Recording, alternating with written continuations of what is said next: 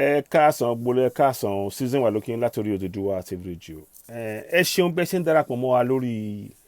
Facebook wa a ti lé ní ẹgbẹ̀rún ọgọ́rùn-ún àwọn èèyàn tó ń tẹ̀lé wa mẹ́ta ẹgbẹ̀rún ọgọ́rùn-ún mẹ́ta 304,000 followers lórí platform lórí Facebook. Ẹ ṣeun gan ni àmọ́ afẹ́kẹ́ṣe wa ní oore kékeré kan. Ẹ jọ̀ọ́ lẹ́yìn mi lókè bẹ́ẹ̀ ṣe ń wo òkè tẹ́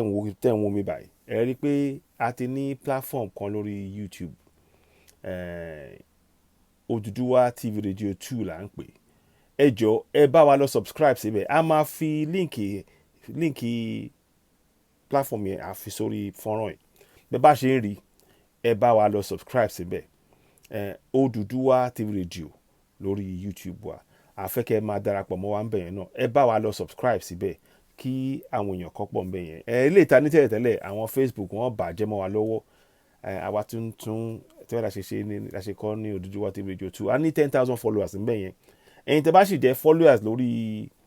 OduduwaTVRadio1 OduduwaTVRadio ní orí YouTube ẹ bá wa lọ subscribe síbẹ̀ náà ẹ jẹ́ bá wa subscribe ẹ ṣeun lọ́pọ̀lọpọ̀ citizen wa ló ń kí yín láti OduduwaTVRadio ẹ ṣeun ẹ bá wa subscribe ẹ ṣeun lọ́pọ̀lọpọ̀ ẹ ṣeun gan-an ni.